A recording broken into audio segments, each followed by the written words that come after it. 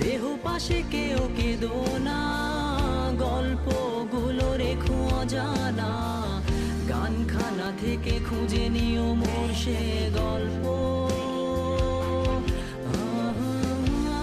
যাতে লিখা হাজার কষ্ট, নিজেকে ভেবে নিতাম এক শ্রেষ্ঠ, যার প্রতি পদে জীবন বিচ্ছেদের স্বপ্ন। সেই দিনে